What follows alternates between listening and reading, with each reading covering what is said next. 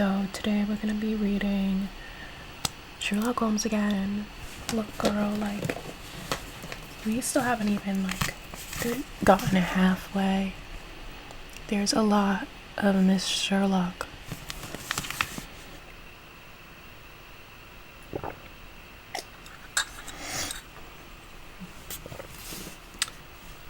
Oh, the food. I guess I kind of made, falafel.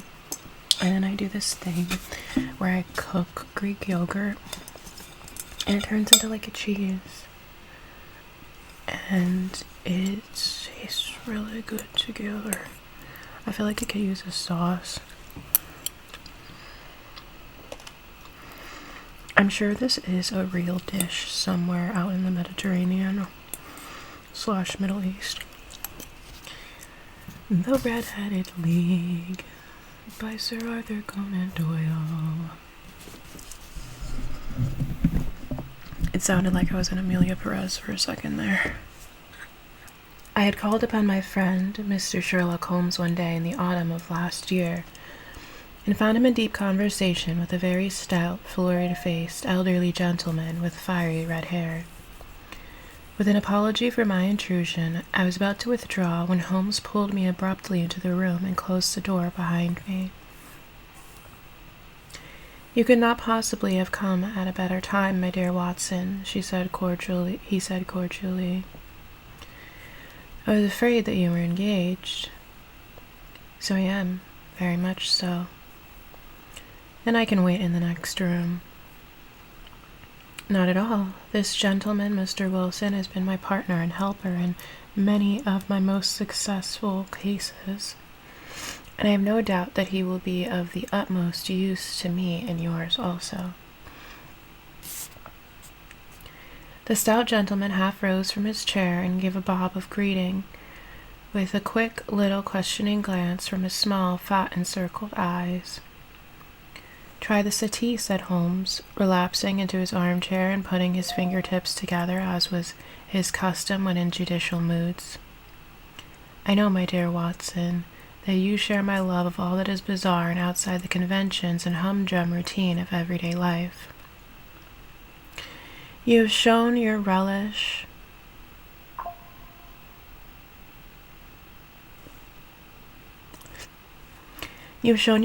for it by the enthusiasm which has prompted you to chronicle, and if you will excuse my saying so, somewhat to embellish so many of my own little adventures.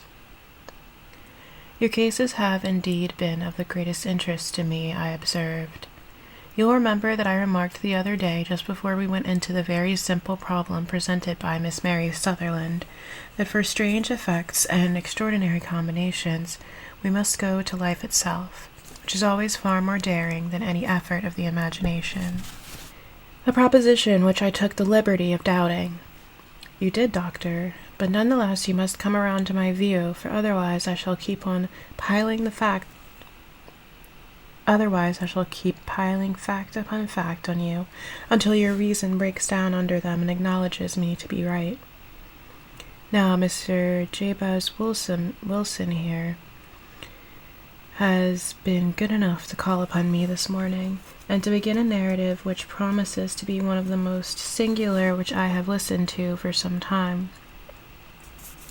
You've heard me remark that the strangest and most unique things are very connected, not with the larger, but with the smaller crimes, and occasionally, indeed, where there is room for doubt whether any positive crime has been committed. As far as I have heard, it is impossible for me to say whether the present case is an instance of crime or not, but the course of events is certainly among the most singular that I have ever listened to. Perhaps, Mr. Wilson, you would have the great kindness to recommence your narrative. I ask you not merely because my friend Dr. Watson has not heard the opening part, but also because the peculiar nature of the story makes me anxious to have every possible detail from your lips. As a rule, when I have heard some slight indication of the course of events, I am able to guide myself by the thousands of other similar cases which occur to my memory. In the present instance, I am forced to admit that the facts are, to the best of my belief, unique.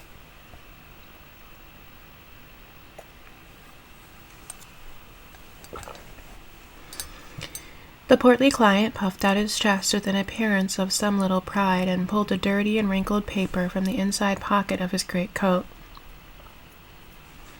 As he glanced down the advertisement column with his head thrust forward and the paper flattened out upon his knee, I took a good look at the man and endeavored, after the fashion of my companion, to read the indications which might be presented by his dress or appearance. I did not gain very much, however, by my inspection. Our visitor bore every mark of being an average commonplace British tradesman, obese, pompous, and slow. He wore rather baggy grey shepherd's check trousers, a not over-clean black frock coat, unbuttoned in the front, and a drab waistcoat with a heavy brassy Albert chain, and a square pierced bit of metal dangling down as an ornament. A frayed top hat and a fattened brown overcoat with a wrinkled velvet collar lay upon a chair beside him. Altogether, look as I would, there was nothing remarkable about the man, save his blazing red head and the expression of extreme chagrin and discontent upon his features.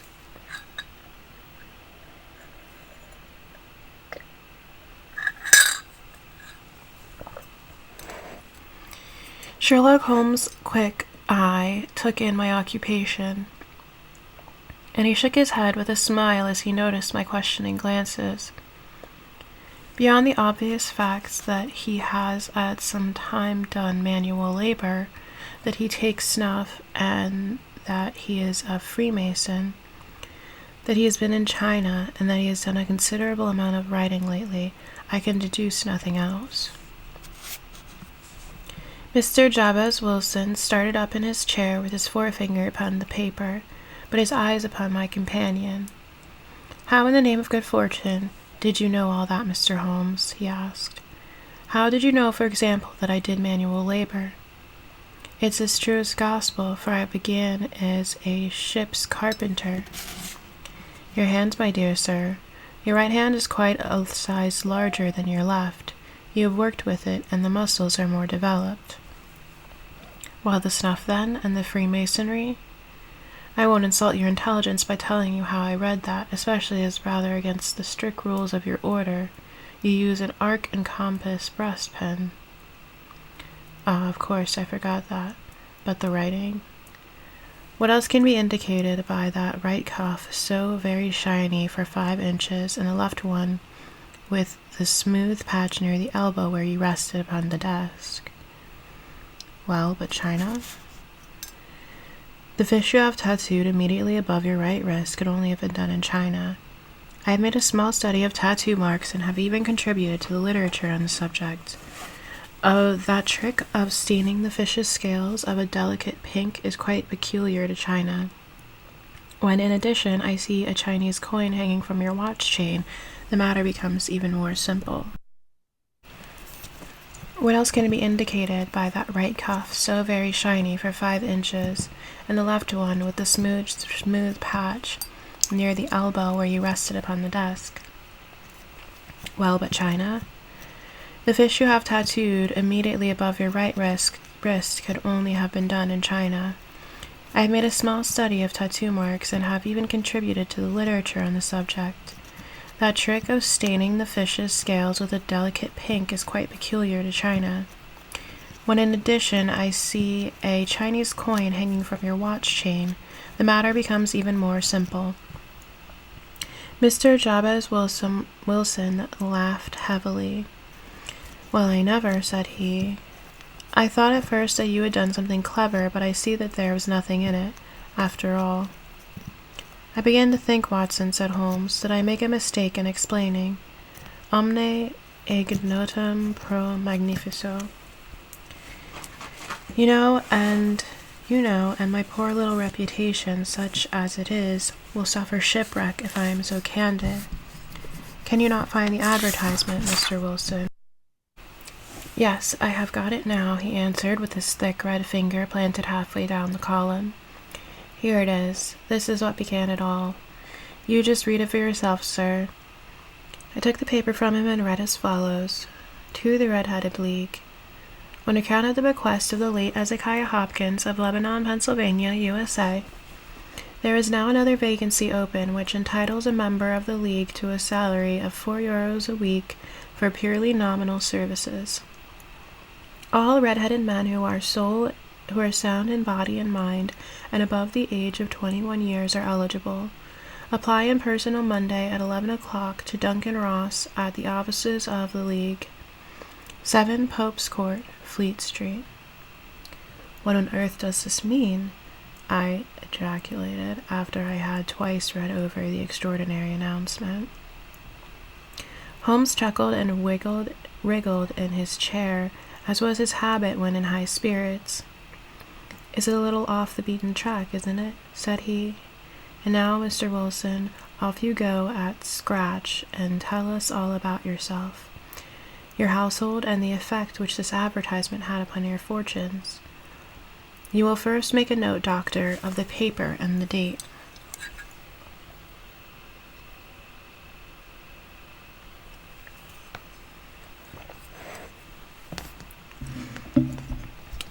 It is the Morning Chronicle of April 27th, 1890, just 2 months ago.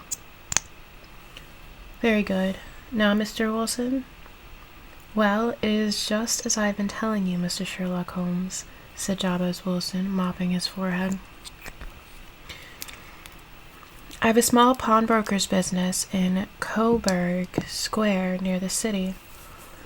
It's not a very large affair, but of late years it has not done more than just...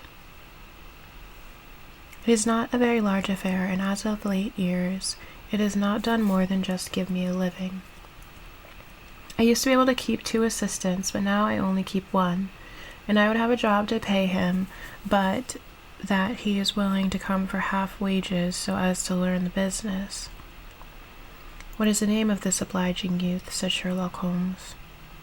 His name is Vincent Spaulding, and he's not such a youth either. It's hard to say his age.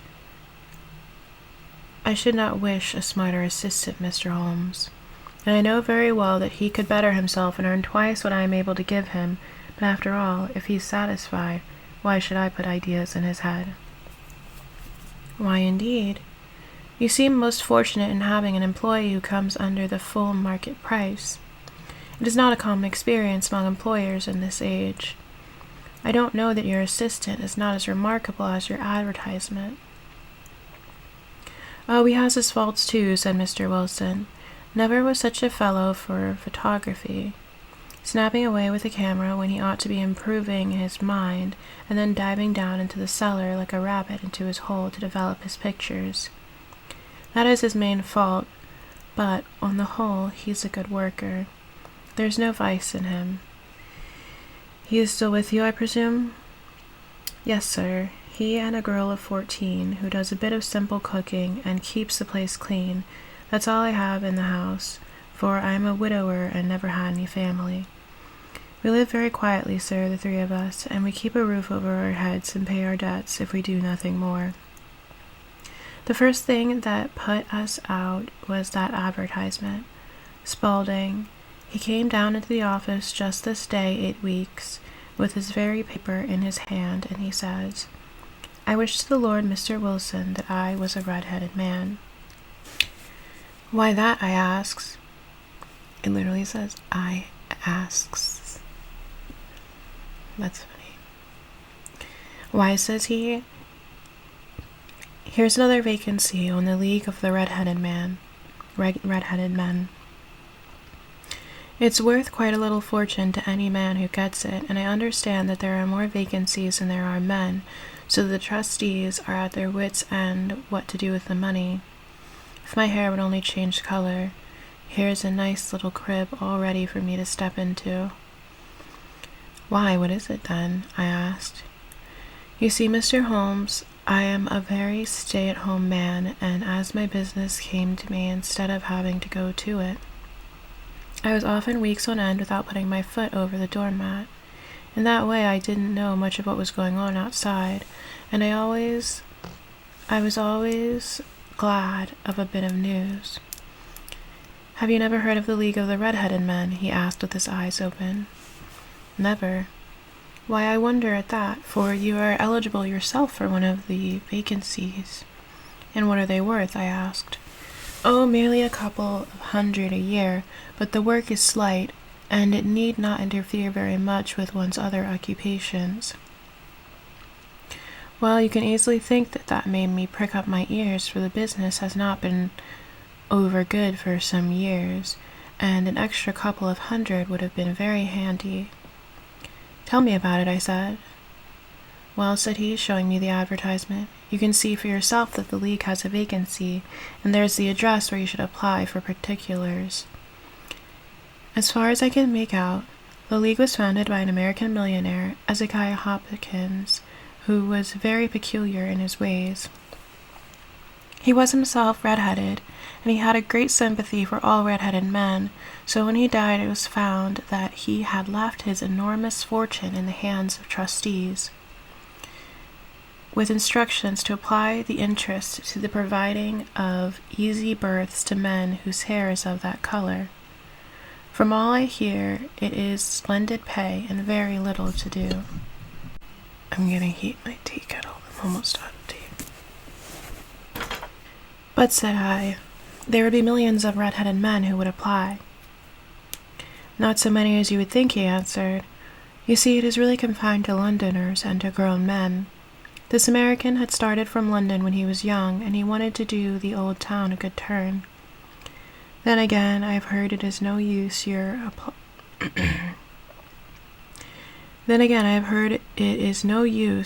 applying if your hair is light red or dark red or anything but real bright, blazing, fiery red.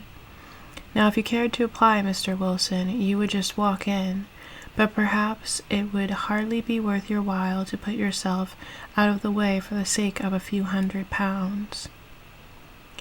Now, it is a fact, gentlemen, that, as you may see for yourselves, that my hair is of a very full and rich tint, so it seemed to me that if there was to be any competition in the matter, I stood as good a chance as any man that I had ever met."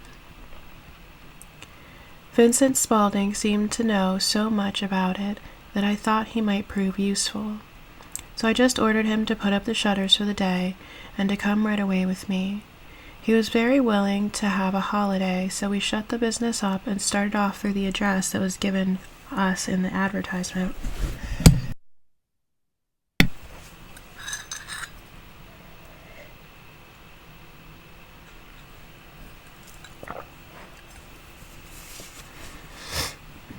I never hope to see such a sight as that again, Mr. Holmes. From north, south, east, and west, every man who had a shade of red in his hair had tramped into the city to answer the advertisement. Fleet Street was choked with red-headed folk, and Pope's Court looked like a coaster's orange barrow. I should not have thought there were so many in the whole country as were brought together by that single advertisement. Every shade of color they were: straw, lemon, orange, brick, Irish setter, liver, clay. But as Spaulding said, there were not many who had the real vivid flame-colored tint. When I saw how many were waiting, I would have given it up in despair, but Spaulding would not hear of it.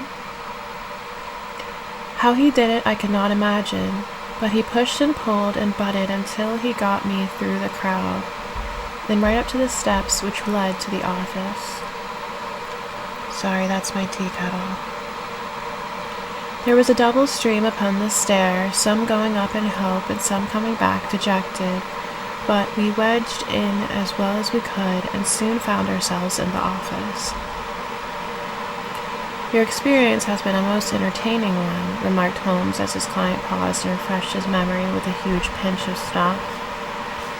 "Pray continue your very interesting statement." There was nothing in the office but a couple of wooden chairs and a deal table, behind which sat a small man with a head that was even redder than mine. He said a few words to each candidate as he came up, and then he always managed to find some fault in them which would disqualify them. Getting a vacancy did not seem to be such a very easy matter after all. However, when your turn came, the little man was so much more favorable to me than any of the others, and he closed the door as we entered, so that he might have a private word with us.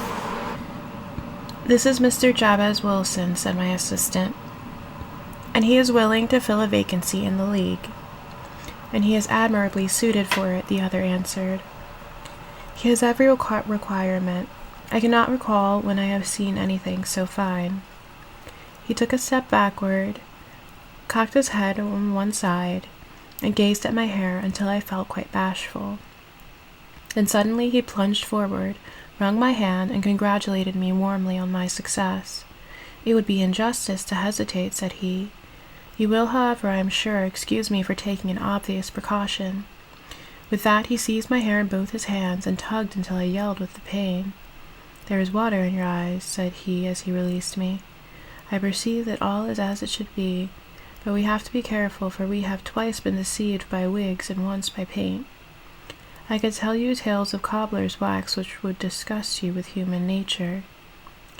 He stepped over the window and shouted through it at the top of his voice that the vacancy was filled. A groan of disappointment came up from below, and the folk all trooped away in different directions until there was not a red-headed to be seen except my own and that of the manager.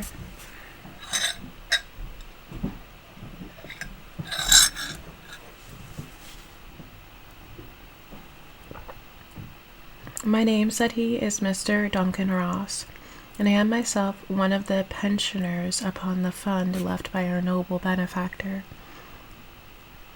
"Are you a married man, Mr. Wilson? Have you a family?" I answered that I had not. His face fell immediately. "Dear me," he said gravely, "that is very serious indeed. I am sorry to hear you say that. The fund was, of course, for the propagation and spread of the redheads as well as for their maintenance. It is exceedingly fortunate that you should be a bachelor." My face lengthened at this, Mr. Holmes, for I thought that I was not to have a vacancy after all. But after thinking it over for a few minutes, he said that it would be all right. "In the case of another," said he, "the objection might be fatal, but we must stretch a point in favor of a man with such a head of hair as yours. When shall you be able to enter upon your new duties?"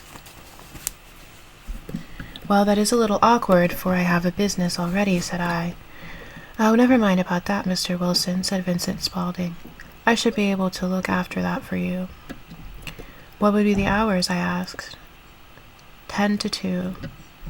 "Now, a pawnbroker's business is mostly done of an evening, Mr. Holmes, especially Thursday and Friday evening, which is just before payday, so it would suit me very well to earn a little in the mornings. Besides, I knew that my assistant was a good man, and that he would see to anything that turned up." "That would suit me very well," said I. "And the pay?" "It is €4 a week." "And the work?" "Is purely nominal." "What do you call purely nominal?" "Well, you have to be in the office, or at least in the building, the whole time. If you leave, you forfeit your whole position forever. The will is very clear upon that point. You don't comply with the conditions if you budge from the office during the time." "It's only 4 hours a day, and I should not think of leaving," said I. "No excuse will avail," said Mr. Duncan Ross. "Neither sickness, nor business, nor anything else. There you must stay, or you lose your billet." "Certainly," I answered. "And goodbye, Mr. Jabez Wilson, and let me congratulate you once more on the important position which you have been fortunate enough to gain." He bowed me out of the room, and I went home with my assistant, hardly knowing what to say or do. I was so pleased at my own good fortune.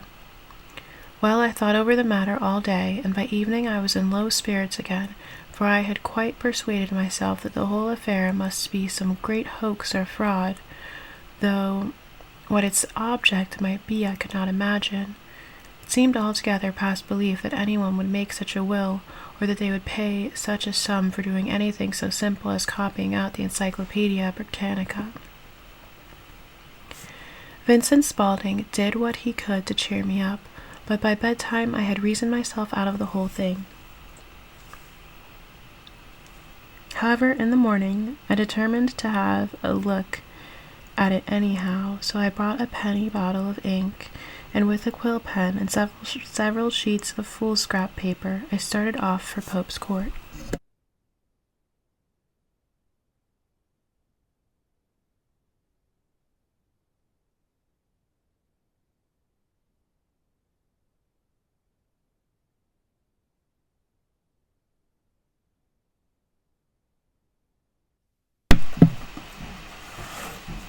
I was muted, sorry. Okay. Well, to my surprise and delight, everything was as right as possible. The table was set out for me, and Mr. Duncan Ross was there to see that I got fairly to work. He started me off upon the letter A, and then he left me, but he would drop in from time to time to see that all was right with me. At 2 o'clock he bade me good day, complimented me upon the amount that I had written, and locked the door of my office after me. This went on day after day, Mr. Holmes, and on Saturday the manager came in and planked down 4 golden sovereigns for my week's work. It was the same next week and the same the week after. Every morning I was there at 10, and every afternoon I left by 2. By degrees Mr. Duncan Ross took to coming in only once of the morning, and then after a time he did not come in at all. Still, of course, I never dared to leave the room for an instant, for I was not sure when he might come, and the billet was such a good one and suited me so well that I would not risk the loss of it.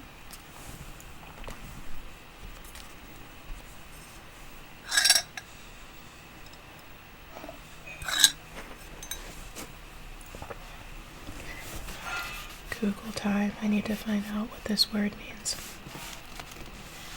Billet. How do we pronounce it? I think billet is correct. Is a place, usually a civilian's house or other non-military facility, where soldiers are lodged temporarily.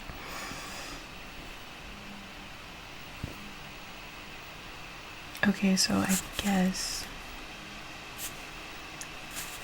Well, he's not a soldier, I don't think. So I guess they're using this in a more, informal sense. It's saying it can also mean a thick piece of wood. That doesn't make sense either. Okay.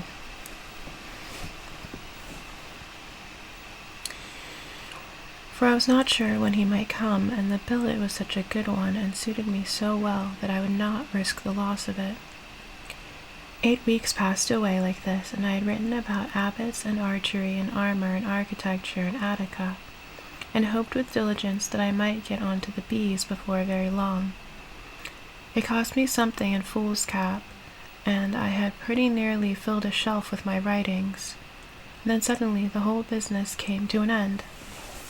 To an end? Yes, sir. No later than this morning I went to my work as usual at 10 o'clock, but the door was shut and locked, with a little square of cardboard hammered onto the middle of the panel with a tack. Here it is, you can read for yourself. He held up a piece of white cardboard about the size of a sheet of notepaper. It read in this fashion: The Red-Headed League is dissolved. October 9th, 1890.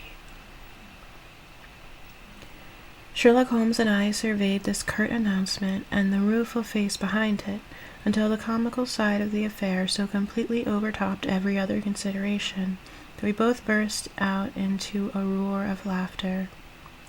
I cannot see that there is anything very funny, cried our client, flushing up to the roots of his flaming head. If you can do nothing better than laugh at me, I can go elsewhere. No, no, cried Holmes, shoving him back to the chair from which he had half risen. I really wouldn't miss your case for the world. It is most refreshingly unusual. But there is, if you would excuse my saying so, something just a little funny about it. Pray, what steps did you take when you found the card upon the door?" "I was staggered, sir. I did not know what to do. Then I called at the offices round, but none of them seemed to know anything about it. Finally, I went to the landlord, who is an accountant living on the ground floor, and I asked him if he could tell me what had become of the Red-Headed League. He said that he had never heard of any such body. Then I asked him who Mr. Duncan Ross was. He answered that the name was new to him. "Well," said I, "the gentleman at number 4. "What, the red-headed man?" "Yes." "Oh," said he, "his name was William Morris. He was a solicitor, and was using my room as a temporary convenience until his new premises were ready. He moved out yesterday." "Where could I find him?" "Oh, at his new offices. He did tell me the address. Yes, 17 King Edward Street, near St. Paul's. I started off, Mr. Holmes, but when I got to that address, it was a manufactory of artificial kneecaps, and no one in it had ever heard of it either, Mr. William Morris or Mr. Duncan Ross." We're gonna pick out some tea. I like to keep my teas in this box. It's like a cigar box.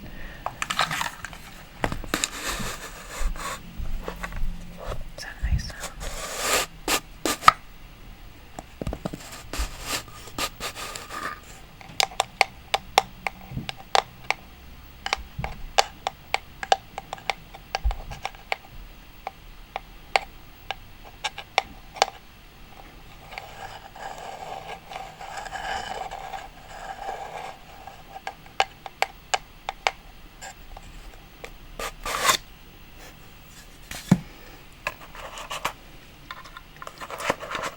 I have some loose leaf chai tea.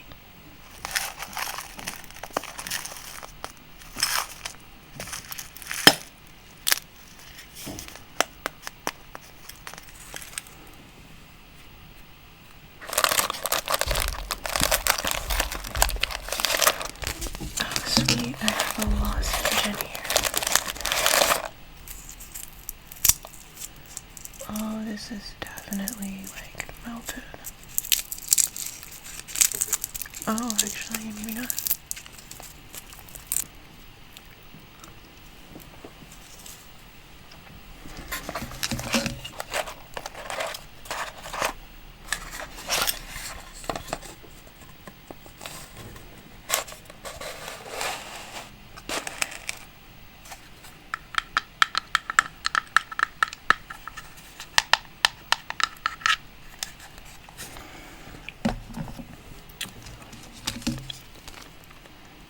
I picked out Bigelow, rose and mint, but I love a rose tea.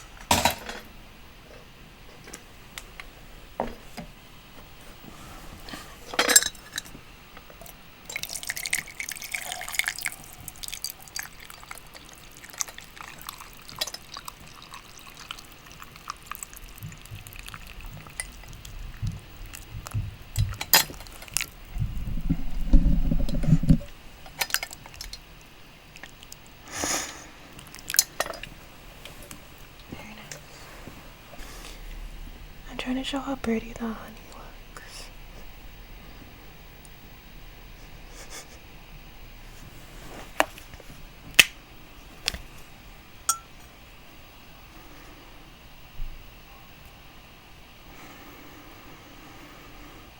You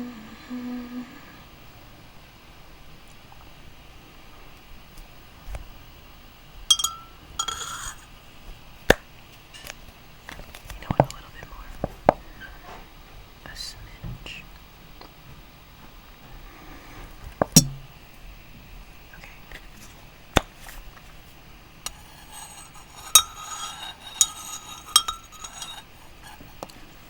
Personally, I stir my tea kind of aggressively, so I'm trying to be chill. Okay, well, I hope that was a fun diversion. Back to the plot. Sherlock Holmes and I surveyed this curt announcement and the rueful face behind it, until the comical side of the affair so completely overtopped every other consideration that we both burst out into a roar of laughter. "I cannot see that there is anything very funny," cried our client, flushing up to the roots of his flaming head. "If you can do nothing better than to laugh at me, I can go elsewhere." "No, no," cried Holmes, shoving him back into the chair from which he had half risen. "Oh. I really wouldn't miss your case for the world. It is most refreshingly unusual, but there is, if you'll excuse my saying so, something just a little funny about it. Pray, what steps did you take when you found the card upon the door?" "I was staggered, sir. I did not know what to do. Then I called at the offices round, but none of them seemed to know anything about it. Finally, I went to the landlord, who was an accountant living on the ground floor, and I asked him if he could tell me what had become of the Red-Headed League. He said that he had never heard of such a body. Then I asked him who Mr. Duncan Ross was. He answered that the name was new to him. Well, I said, "The gentleman at number 4. "What, the red-headed man?" "Yes." "Oh," said he, "his name was William Morris.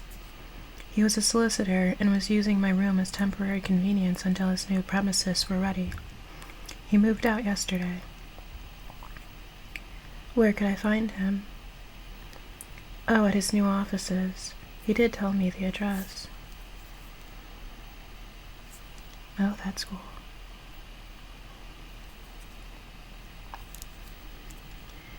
"Yes, 17 King Edward Street, near St. Paul's." I started off, Mr. Holmes, but when I got to that address, it was a manufactory of artificial kneecaps, and no one in it had ever heard of either Mr. William Morris or Mr. Duncan Ross. "And what did you do then?" asked Holmes. "I went home to Saxe Coburg Square, and I took the advice of my assistant, but he could not help me in any way. He could only say that if I waited I should hear by post. But that was not quite good enough, Mr. Holmes. I did not wish to lose such a place without a struggle, so, as I had heard that you were good enough to give advice to poor folk who were in need of it, I came right away to you." "And you did very wisely," said Holmes. "Your case is an exceedingly remarkable one, and I should be happy to look into it. From what you have told me, I think that it is possible that graver issues hang from it than might at first sight appear." "Grave enough," said Mr. Jabez Wilson. "Why, I have lost £4 a week." "As far as you are personally concerned," remarked Holmes, "I do not see that you have any grievance against this extraordinary league. On the contrary, you are, as I understand, richer by some €30, to say nothing of the minute knowledge which you have gained of every subject that comes under the letter A. You've lost nothing by them." "No, sir, but I want to find out about them, and who they are, and what their object was in playing this prank, if it was a prank, upon me. It was a pretty expensive joke for them, for it cost them £32. We shall endeavor to clear up these points for you. And first, 1 or 2 questions, Mr. Wilson. This assistant of yours who first called your attention to the advertisement, how long had he been with you?" "About a month, then." "How did he come?" "In answer to an advertisement." "Was he the only applicant?" "No, I had a dozen." "Why did you pick him?" "Because he was handy and would come cheap. At half wages, in fact." "Yes. What is he like, this Vincent Spaulding?" "What is he like, this Vincent Spaulding? Small, stout build, very quick in his ways, no hair on his face, so he's not short of 30. Has a white splash of acid upon his forehead. Holmes sat up in his chair in considerable excitement. "I thought as much," said he. "Have you ever considered that his ears are pierced for earrings?" "Yes, sir. He told me that a word that we no longer use for the Romani people had done it for him when he was a lad." Said Holmes, sinking back in deep thought. "He is still with you?" "Oh, yes, sir. I have only just left him." "And has your business been attended to in your absence?" "Nothing to complain of, sir. There's never very much to do of a morning." "That will do, Mr. Wilson. I shall be happy to give you an opinion upon the subject in the course of a day or two. Today is Saturday, and I hope that by Monday we may come to a conclusion." "Well, Watson," said Holmes, when our visitor had left us, "what do you make of it all?" "I make nothing of it," I answered frankly. "It is a most mysterious business." "As a rule," said Holmes, the most bizarre thing is, the less mysterious it proves to be. It is your commonplace, featureless crimes that are really puzzling, just as a commonplace face is most difficult to identify. But I must be prompt over this matter.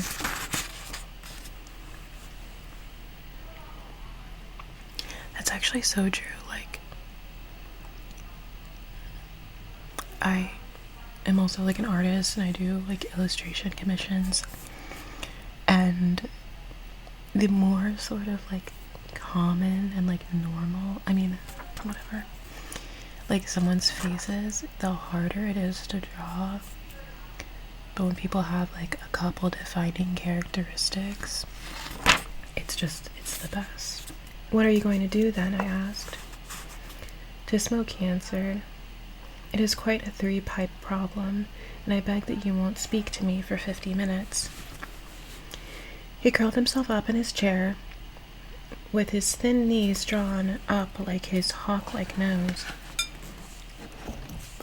And there he sat with his eyes closed and his black clay pipe thrusting out like the bill of some strange bird. I'd come to the conclusion that he had dropped asleep, and indeed was nodding myself, when he suddenly sprang out of his chair with the gesture of a man who has made up his mind, and put his pipe down upon the mantelpiece. "Sarasot plays the St. James Hall this afternoon," he remarked. "What do you think, Watson? Could your patients spare you for a few hours?" "I have nothing to do today. My practice is never very absorbing." "Then put on your hat and come. I am going through the city first, and we can have some lunch on the way.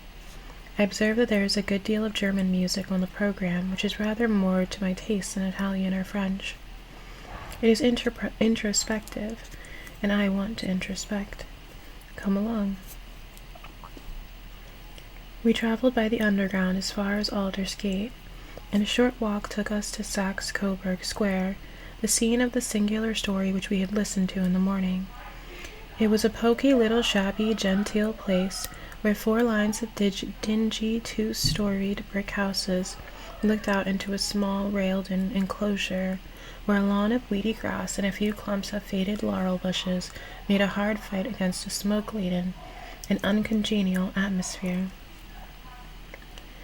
3 gilt balls and a brown board with Jabez Wilson in white letters upon a corner house announced the place where our red-headed client carried on his business.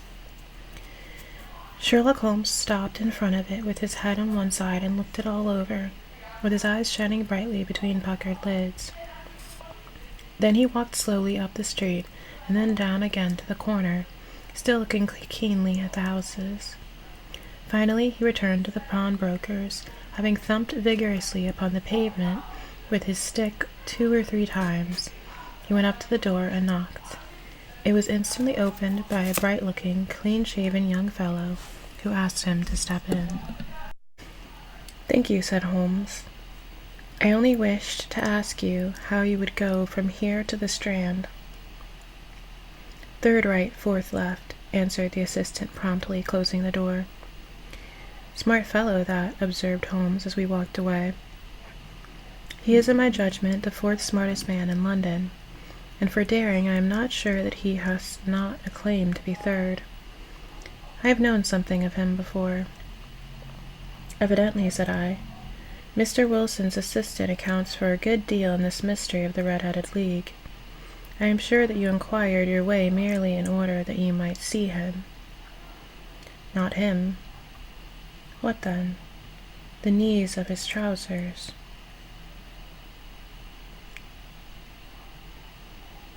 "What did you see?" "What I expected to see." "Why, did you beat the pavement?" "My dear doctor, this is a time for observation, not for talk. We are spies in an enemy's country. We know something of Saxe-Coburg Square. Let us now explore the parts which lie behind it." The road in which we found ourselves as we turned round the corner from the retired Saxe-Coburg Square presented as a great contrast to it as the front of a picture does to the back. It was one of the main arteries which conveyed the traffic of the city to north and west. The roadway was blocked with the immense stream of commerce flowing in a double tide inward and outward, while the footpaths were black with the hurrying swarm of pedestrians.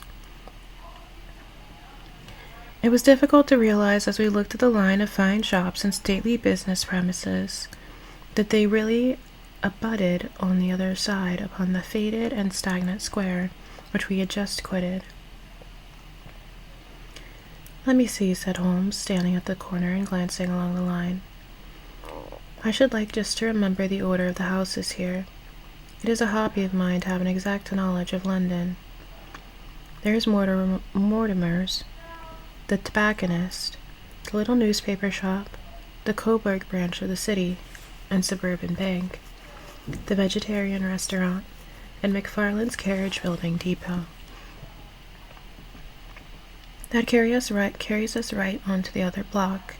And now, doctor, we've done our work, so it's time we had some play. A sandwich and a cup of coffee, and then off to Violin Land, where all is sweetness and delicacy and harmony, and there are no red-headed clients to vex us with their conundrums."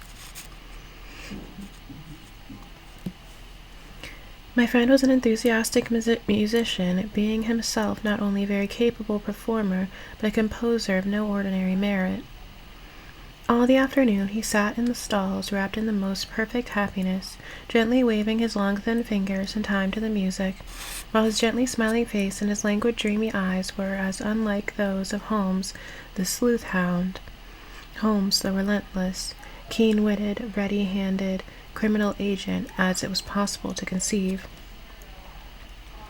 In his singular character the dual nature alternately asserted itself, and his extreme exactness and astuteness represented, as I have often thought, the reaction against the poetic and contemplative mood which occasionally predominated in him.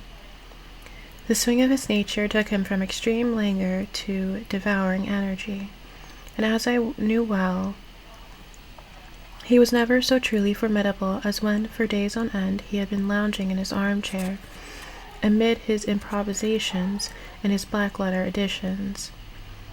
Then it was that the lust of the chase would suddenly come upon him, and that his brilliant reasoning power would rise to the level of intuition, till those who were unacquainted with his methods would look askance at him as soon as a man whose knowledge was not that of other mortals.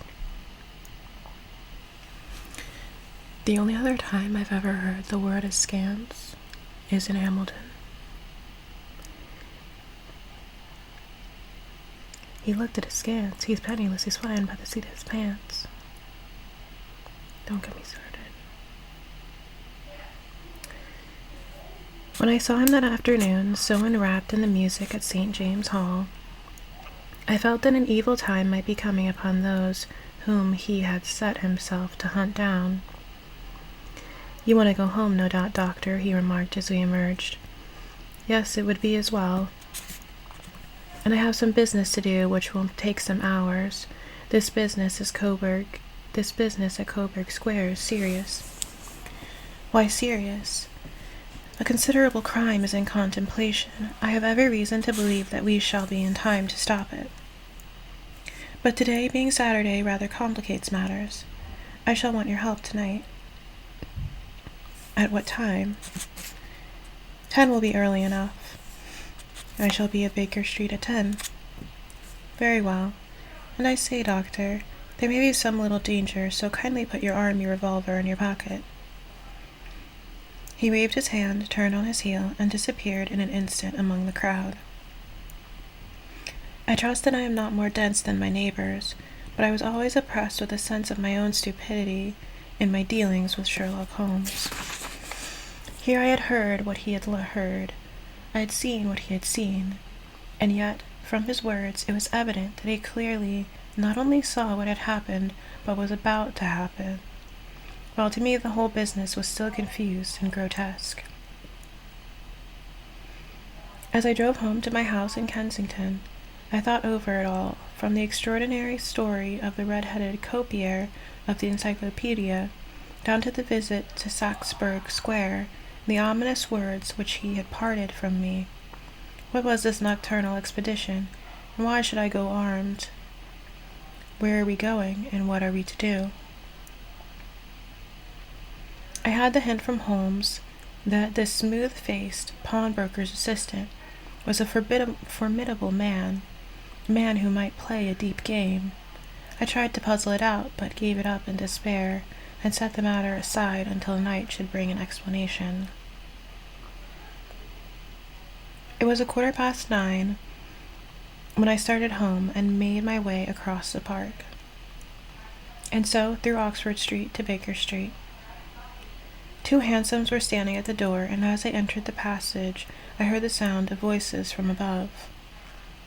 I drove home to my house in Kensington. I thought over it all, from the extraordinary story of the red-headed copier. Why would I make it more complicated? The red-headed copier of the encyclopedia, down to the visit to Saxburg Square, and the ominous words with which he had parted from me. What was this nocturnal expedition, and why should I go armed? Where are we going, and what are we to do? I had the hint from Holmes that this smooth-faced pawnbroker's assistant was a formidable man, a man who might play a deep game. I tried to puzzle it out, but gave it up in despair, and set the matter aside until night should bring an explanation. It was 9:15 when I started from home and made my way across the park, and so through Oxford Street to Baker Street. 2 hansoms were standing at the door, as I entered the passage, I heard the sound of voices from above. On entering his room, I found Holmes in animated conversation with 2 men, one of whom I recognized as Peter Jones, the official police agent, while the other was a long, thin, sad-faced man, with a very shiny hat and oppressively respectable frock coat. "Ha, our party is complete," said Holmes, buttoning up his pea-jacket and taking his heavy hunting crop from the rack. "Watson, I think you know Mr. Jones of Scotland Yard. Let me introduce you to Mr. Merryweather, who is to be our companion in tonight's adventure." "We're hunting in couples again, Doctor, you see," said Jones in his consequential way. "Our friend here is a wonderful man for starting a chase. All he wants is an old dog to help him to do the running down. I hope a wild goose may not prove to be at the end of our chase." "I hope a wild goose will not prove to be the end of our chase," observed Mr. Merryweather gloomily.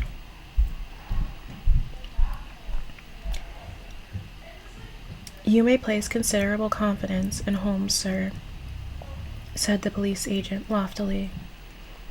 "He has his own little methods, which are, if he won't mind my saying so, just a little too theoretical and fantastic, but he has the makings of a detective in him. It is not too much to say that once or twice, as in that business of the Sholto murder and the Agra treasure, he has been more nearly correct than the official force." "If you say so, Mr. Jones, it is all right," said the stranger with deference. "Still I confess that I miss my rubber. It is the first Saturday night for 27 years that I have not had my rubber. That must mean something else in 1890. I don't know what. I think you will find, said Sherlock Holmes, that you will pay for a higher stake tonight than you have ever done yet, and that the pay will be more exciting for you, Mr. Merryweather, and the stake will be some 30,000 euro. Okay, bear in mind that a couple pages ago, I forget which guy is the guy that approached Holmes, but he said he was getting paid 4 euros a week, and that was good money. 30,000 euros. That's gotta, it's probably like $3 million or something in modern day. Oh, plus conversion. It might be like $8 million. I don't know. Should we look it up? Let's do 30,000 euros, $2. And then I'm gonna convert it for inflation. I don't know if that's the most accurate way to calculate that. So I've converted it to USD.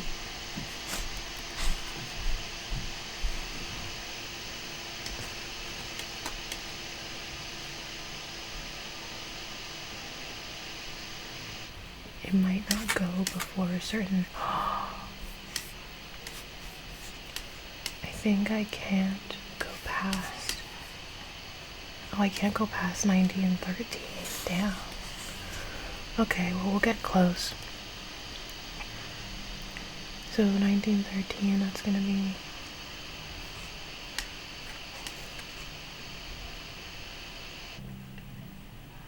Thank you, finally someone is like, I'm getting what I want. Okay. So the book takes place in 1890, but it will only let me do 1913. I overreached a little bit, but it is still like $1 million. And for you, Jones, it will be the man upon whom you wish to lay your hands. John Clay, the murderer, thief, smasher, and forger. He's a young man, Mr. Merryweather, but he is at the head of his profession, and I would rather have my bracelets on him than on any criminal in London.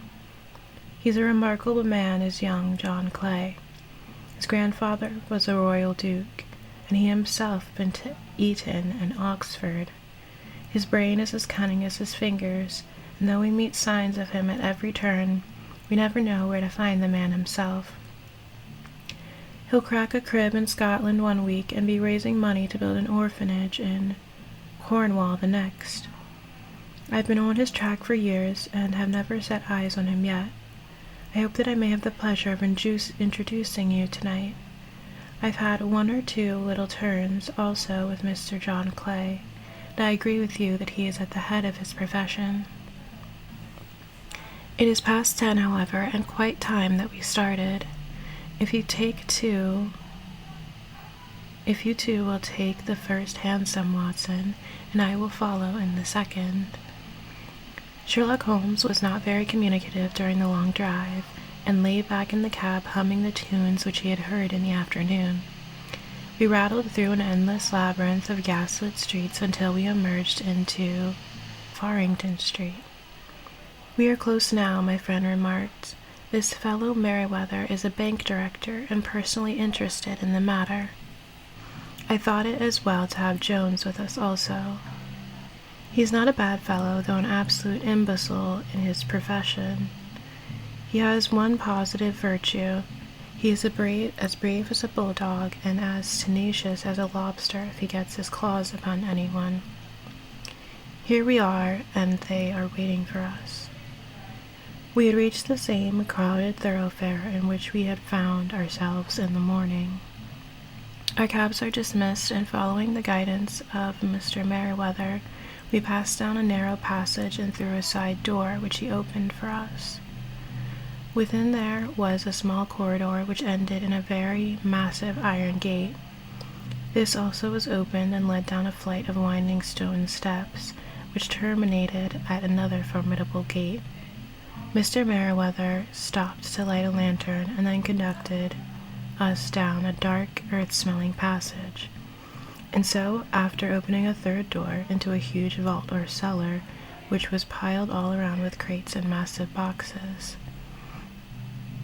"You are not very vulnerable from above," Holmes remarked, as he held up the lantern and gazed about him. "Nor from below," said Mr. Merriweather, striking his stick upon the flags which lined the floor. "Thank you." "Why, dear me, it sounds quite hollow," he remarked, looking up in surprise. "I must really ask you to be a little more quiet," said Holmes severely. "You have already imperiled the whole success of our expedition. Might I beg that you would have the goodness to sit down upon one of those boxes, and not to interfere?" The solemn Mr. Merriweather perched himself upon a crate with a very injured expression upon his face, while Holmes fell upon his knees upon the floor, and with the lantern and a magnifying lens began to examine minutely the cracks between the stones. A few seconds sufficed to satisfy him, for he sprang to his feet again and put his glass in his pocket. "We have at least an hour before us," he remarked, "for they can hardly take any steps until the good pawnbroker is safely in bed. Then they will not lose a minute, for the sooner they do their work the longer time they will have for their escape. We are at present, Doctor, as no doubt you have divined, in the cellar of the city branch of one of the principal London banks. Mr. Merriweather is the chairman of directors, and he will explain to you that there are reasons why the more daring criminals of London should take a considerable interest in this cellar at present." "It is our French gold," whispered the director. "We have several warnings that an attempt might be made upon it." "Your French gold." "We had occasion some months ago to strengthen our resources, and borrowed for that purpose 30,000 Napoleons from the Bank of France. It has become known that we have never had occasion to unpack the money, and that it is still lying in our cellar. The crate upon which I sit contains 2,000 Napoleons packed between layers of lead foil. Our reserve of bullion," that is how you say that, right, "is much larger at present, and is usually kept in a single branch office, and the directors have had misgivings upon the subject." "Which were very well justified," observed Holmes, "and now it is time that we arrange our little plans. I expect that within an hour matters will come to a head. In the meantime, Mr. Merriweather, we must put the screen over that dark lantern." "And sit in the dark?" "I am afraid so. I had brought a pack of cards in my pocket, and I thought that, as were a partie carrée, I feel like that is French, and I don't know how to say it. You might have your rubber after all. But I see that the enemy's preparations have gone so far that we cannot risk the presence of a light. And first of all, we must choose our positions. These are daring men, and though we shall take them at a disadvantage, they may do us some harm unless we are careful. I shall stand behind this crate, and do you conceal yourselves behind those. Then, when I flash a light upon them, close in swiftly. If they fire, Watson, have no compunction about shooting them down." I placed my revolver cocked upon the top of the wooden case behind which I crouched. Holmes shot the side across the front of his lantern and left us in pitch darkness, such an absolute darkness as I have never before experienced. The smell of hot metal remained to assure us that the light was still there, ready to flash out at a moment's notice. To me, with my nerves worked up to a pitch of expectancy, there was something depressing and subduing in the sudden gloom and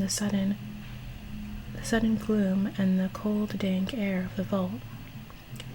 "They have but one retreat," whispered Holmes, that is back through the house into Saxe-Coburg Square.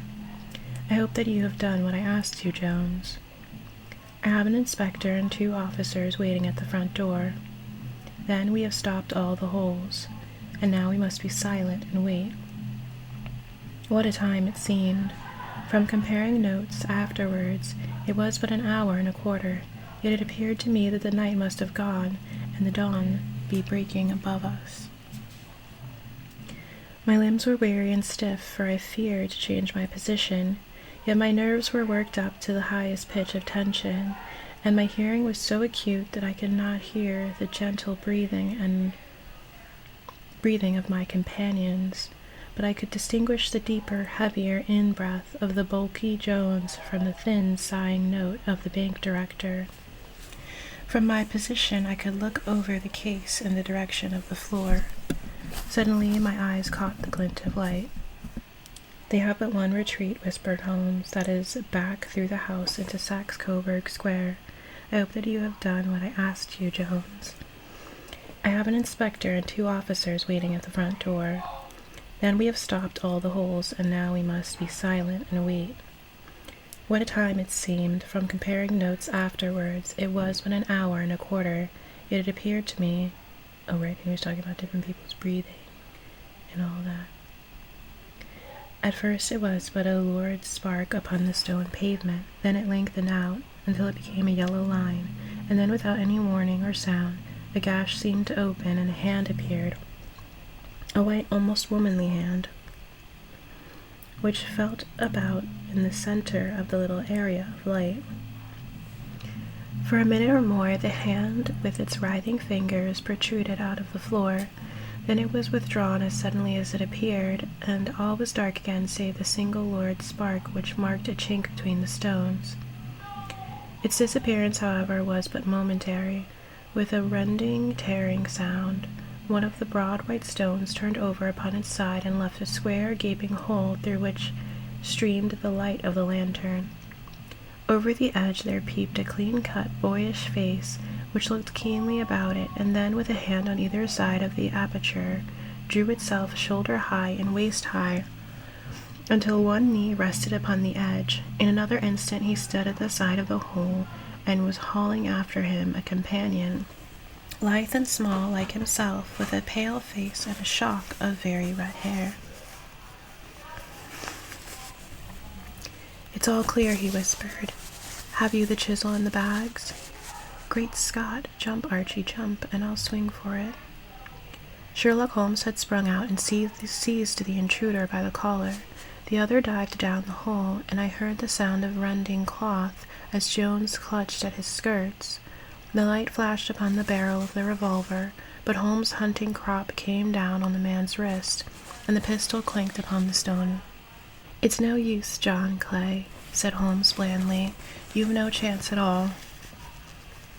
"So I see," the other answered with the utmost coolness.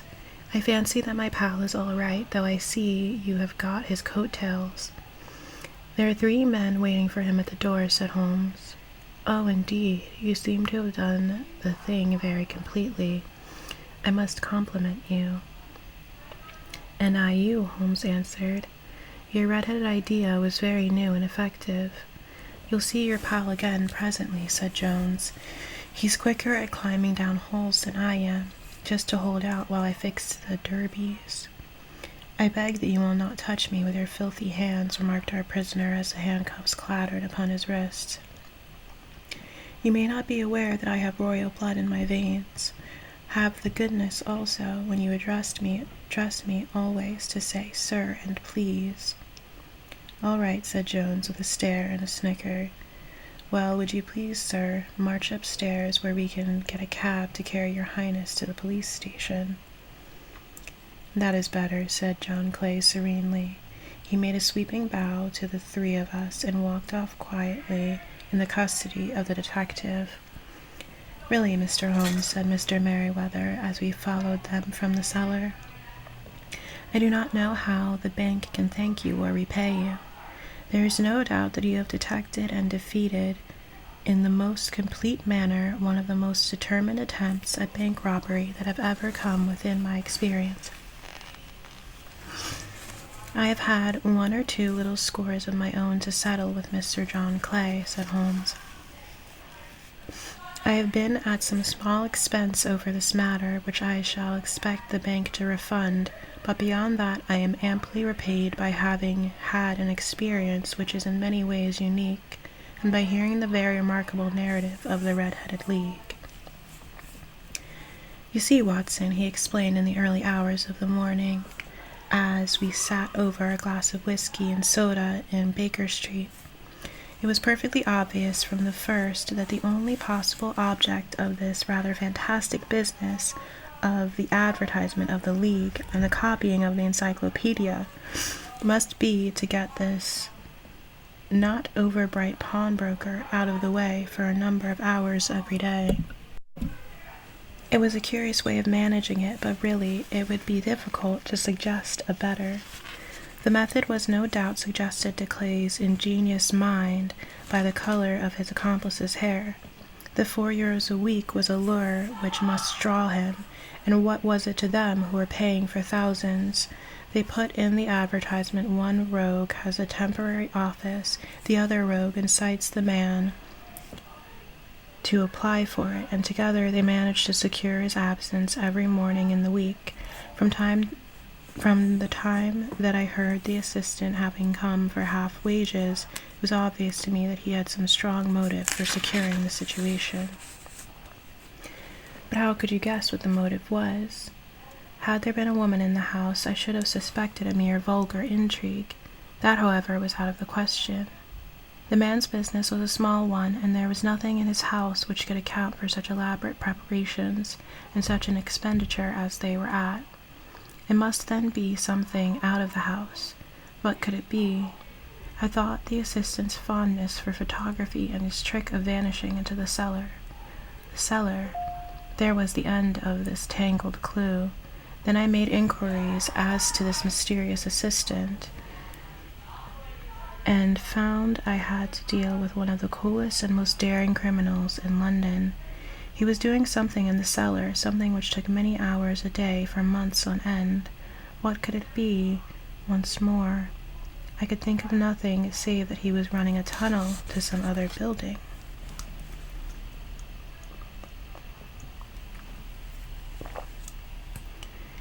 So far I had got when we went to visit the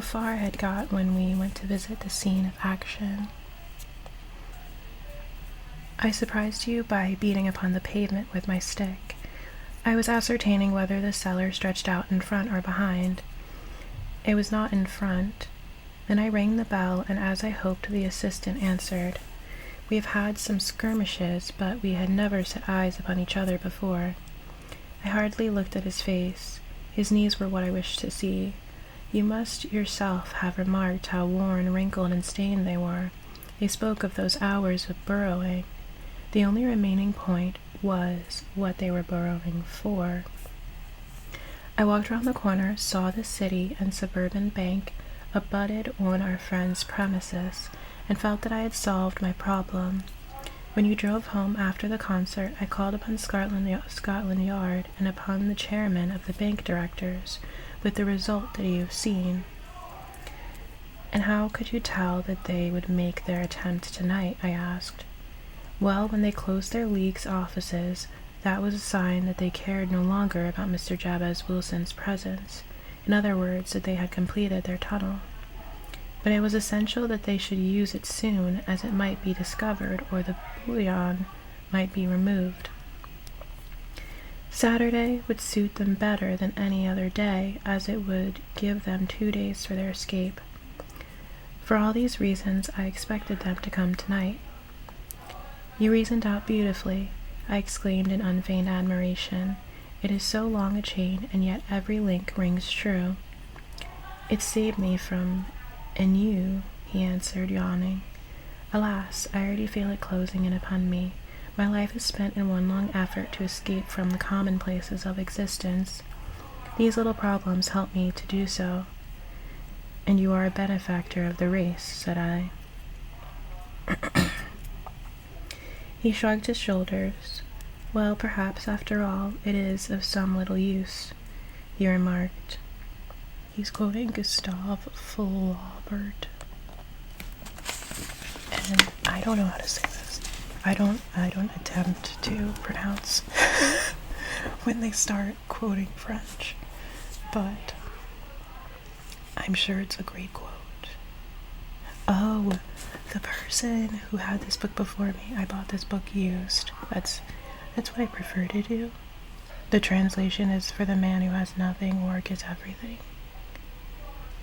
We have reached the end of the Red-Headed League. I think I liked the short story before. I think I liked The Scandal in Bohemia better. At the time, this was probably like a very unique twist. Like, oh, they're tunneling underneath the building and they're trying to distract him during the day. But unfortunately, that's like a plot that has been used so much now. And so it wasn't quite as intriguing. Granted, The Scandal in Bohemia was also like cliche because it was just like this rich famous person has like an affair with somebody. Wait, I think they were like royalty. Yeah, I think it was like the prince or something. They had this like affair and now they could get blackmailed, and like that one's also like a classic story, but it was a little more exciting. I'm gonna go pop a Benadryl and probably like pass out. So I hope y'all have a great, wonderful night. Thanks for joining.